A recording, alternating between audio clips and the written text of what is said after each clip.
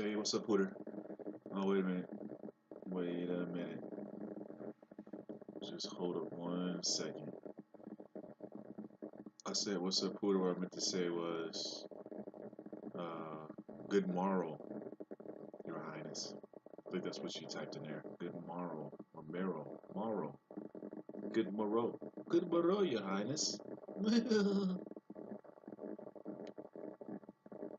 or, hello, Your Majesty. So, yeah, I'm good now. I did that for you. Okay? So I want to finish up. Soda rub my hair. You're an okay kid, Pony. I had to grin at him. Soda can make you grin no matter what. I guess it's because he's always grinning so much himself. You're crazy, Soda. Out of your mind. Derry looked as if he liked to knock our heads together. You're both nuts. Soda merely cocked one eyebrow, a trick he picked up from Two Bit. It seems to run in the family. Derry stared at him for a second, then cracked a grin. Soda Pop isn't afraid of him like everyone else is and enjoys teasing him. I just as soon tease a full-grown grizzly, but for some reason, Derry seems to like being teased by Soda. Our gang had chased the soldiers to their car and heaved rocks at them. They came running toward us now, four lean, hard guys. They were all as tough as nails and looked it. I'd grown up with them, and they accepted me, even though I was younger, because I was Derry and Soda's kid brother, and I kept my mouth shut good. Steve Randall was 17, tall and lean, with thick, greasy hair he kept combed in complicated swirls. He was cocky, smart, and Soda's best buddy since grade school. Steve's specialty was cars. He could lift a hubcap quicker and more quietly than anyone in the neighborhood, but he also knew cars upside down and backward, and he could drive anything on wheels. He and Soda worked at the same gas station, Steve part-time and Soda full-time, and their station got more customers than any other in town. Whether that was because Steve was so good with cars or because Soda attracted girls like honey draws flies, I couldn't tell you. I liked Steve only because he was Soda's best friend. He didn't like me. He thought I was a tag-along and a kid. Soda always took me with them when they went places if they weren't taking girls, and that bugged Steve. It wasn't my fault. Soda always asked me. I didn't ask him. Soda doesn't think I'm a kid. Two-Bit Matthews was the oldest of the gang and the wisecracker of the bunch. He was about 6 feet tall, stocky in build, and very proud of his long, rusty-colored sideburns. He had gray eyes and a wide grin, and he couldn't stop making funny remarks to save his life. You couldn't shut up that guy. He always had to get his 2 bits worth in, hence his nickname. Even his teachers forgot his real name was Keith, and we hardly remember he had one. Life was one big joke to Two-Bit. He was famous for shoplifting and his black handle switchblade, which he couldn't acquire without his first talent, and he was always smarting off to the cops. He really couldn't help it. Everything he said was so irresistibly funny that he just had to let the police in on it to brighten up their dull lives. And that's the way he explained it to me. He liked fights, blondes, and for some unfathomable reason, school. He was still a junior at 18 and a half, and he never learned anything. He just went for kicks. I liked him real well because he kept us laughing at ourselves as well as other things. He reminded me of Will Rogers. Maybe it was the grin. If I had to pick the real character of the gang, it would be Dallas Winston. Dally.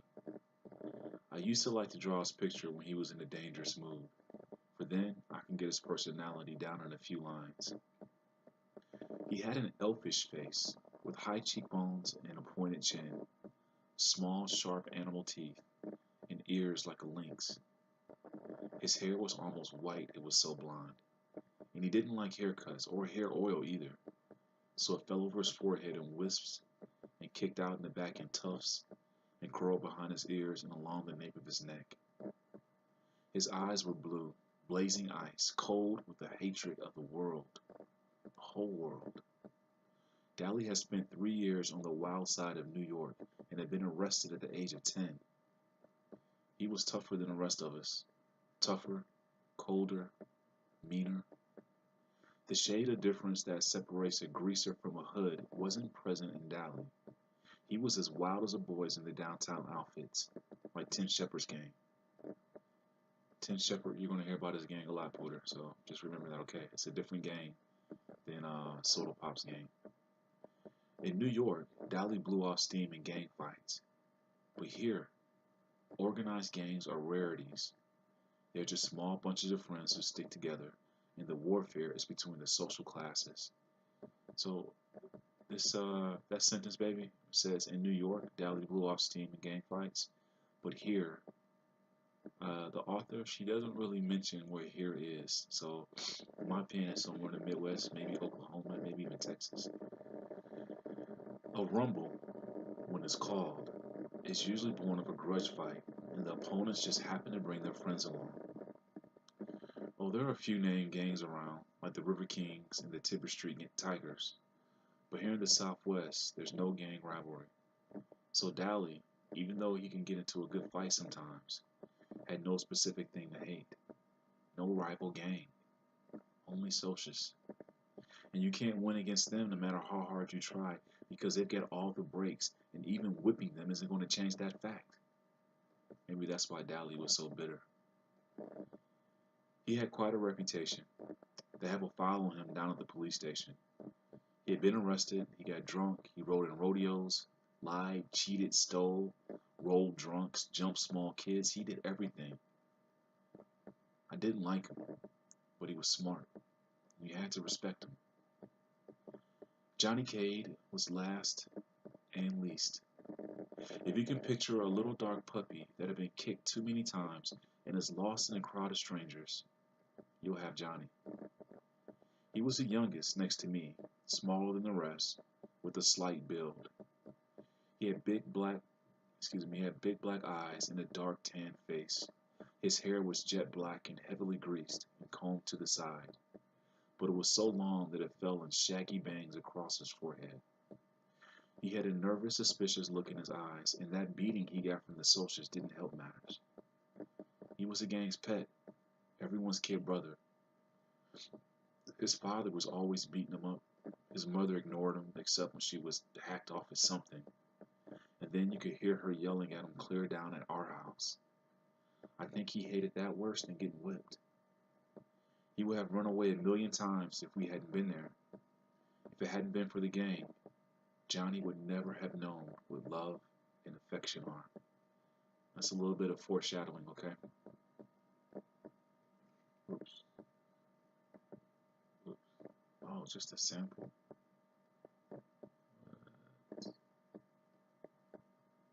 Okay, Pooter, so I'm sure I bought this book, but for some reason it's not showing up here.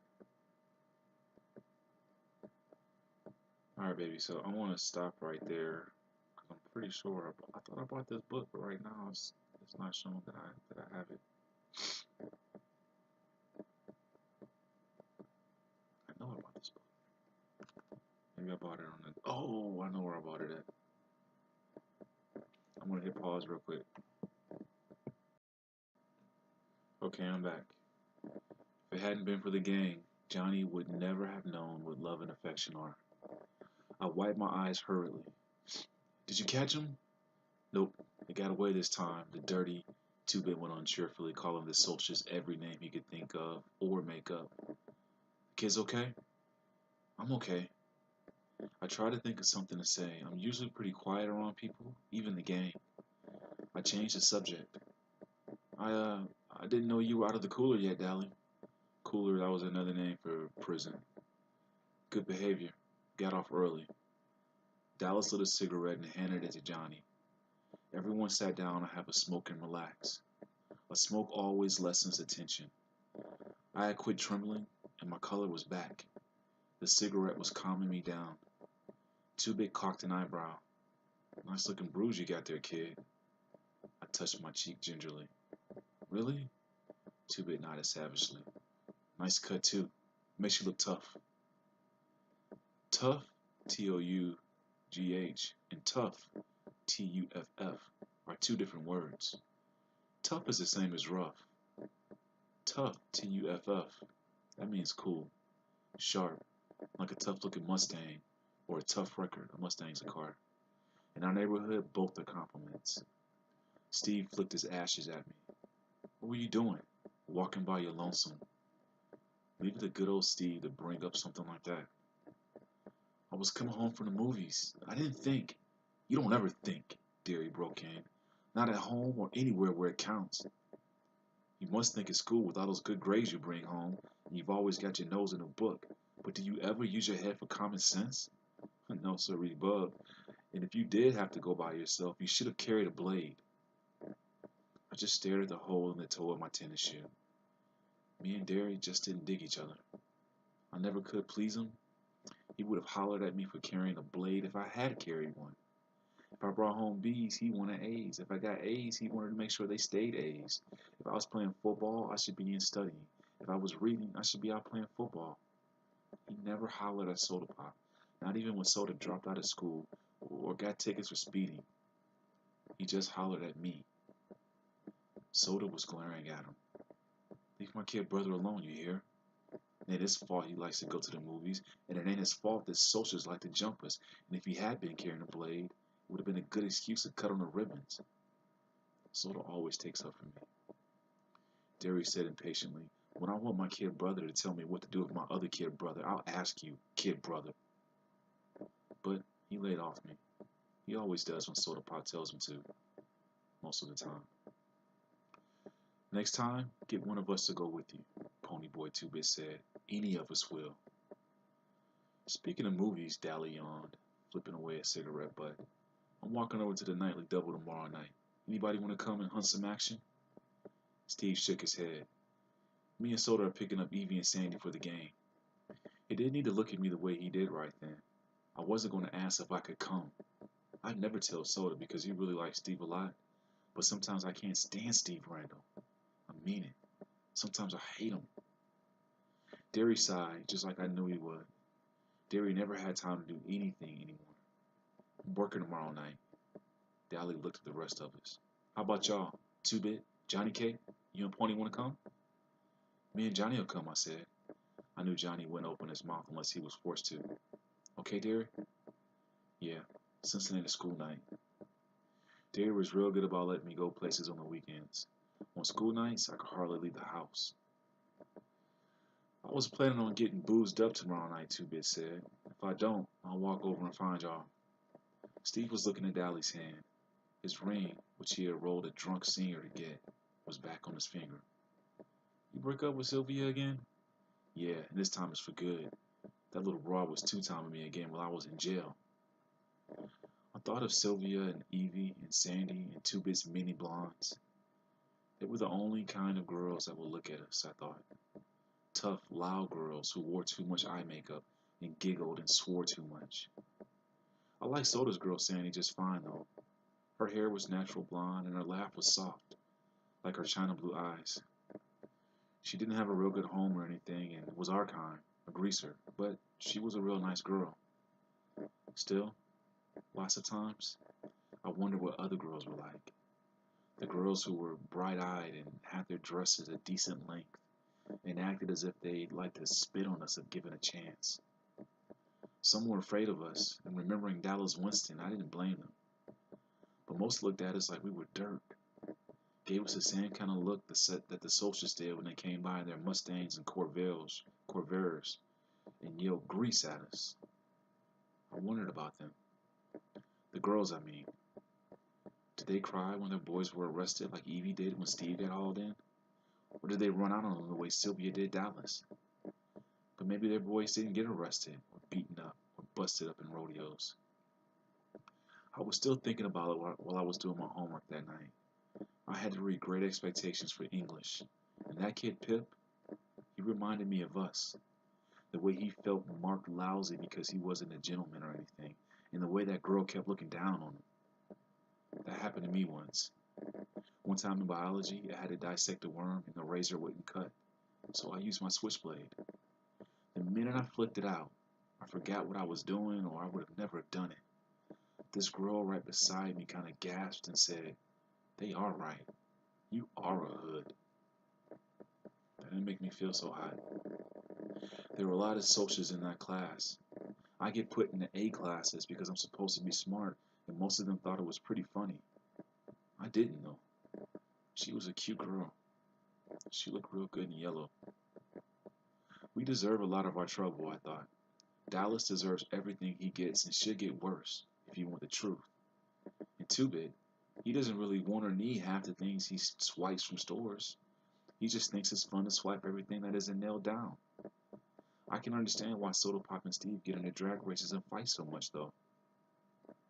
Both of them have too much energy, too much feeling, with no way of blowing it off. Rub harder, Soda, I heard Derry mumbling. You're going to put me to sleep. I looked through the other door. Soda Pop was giving Derry a back rub. Derry's always pulling muscles. He roofs houses, and he's always trying to carry 2 bundles of roofing up the ladder. I knew Soda would put him to sleep because Soda can put about anyone out when he sets his head to it. He thought Derry worked too hard anyway. I did too. Derry didn't deserve to work like an old man when he was only 20. He had been a real popular guy in school. He was captain of the football team, and he'd been voted Boy of the Year. But we just didn't have the money for him to go to college, even with the athletic scholarship he won. And now we didn't have time between jobs to even think about college. So, he never went anywhere or did anything anymore, except work out at gyms and go skiing with some old friends of his sometimes. I rubbed my cheek where it had turned purple. I looked in the mirror, and it did make me look tough. But Derry made me put a band-aid on the cut. I remembered how awful Johnny had looked when he had got beaten up. I had just as much right to use the streets as the Socialists did, and Johnny had never hurt them. Why did the Socialists hate us so much? We'd left them alone. I nearly went to sleep over my homework trying to figure it out. Soda Pop, who had jumped in bed by this time, yelled sleepily for me to turn off the light and go to bed. When I finished the chapter I was on, I did. Again, he's reading Great Expectations by Charles Dickens. It's a great book. It's a classic. Lying beside Soda, staring at the wall, I kept remembering the faces of the Socialists as they surrounded me. That blue Madras shirt the blonde was wearing, and I could still hear a thick voice. Need a haircut, greaser? I shivered. You cold, pony boy? A little, I lied. Soda threw one arm around my neck. He mumbled something drowsily. Listen, kiddo, when Derry hollers at you, he don't mean nothing. He's just got more worries than somebody his age ought to. Don't take him serious, you dig, pony? Don't let him bug you. He's really proud of you because you're so brainy. It's just because you're the baby. I mean, he loves you a lot, savvy? Sure, I said, trying for Soda's sake to keep the sarcasm out of my voice. Soda? Yeah? How come you dropped out? I never have gotten over that. I could hardly stand it when he left school. 'Cause I'm dumb. The only things I was passing anyway were auto mechanics and gym. You're not dumb. Yeah, I am. Shut up and I'll tell you something. Don't tell Derry though, okay? Okay. I think I'm going to marry Sandy. After she gets out of school and I get a better job and everything. I might wait till you get out of school though, so I can still help Derry with the bills and stuff. Tough enough. Wait till I get out though, so you can keep Derry off my back. Don't be like that, kid. I told you. He don't mean half of what he says. You in love with Sandy? What's it like? He sighed happily. It's real nice. In a moment, his breathing was light and regular. I turned my head to look at him, and in the moonlight, he looked like some Greek god come to earth. I wondered how he could stand being so handsome. Then I sighed. I didn't quite get what he meant about Derry.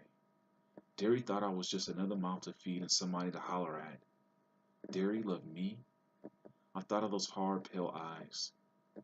Soda was wrong for once. Soda was wrong for once, I thought. Derry doesn't love anyone or anything except maybe Soda.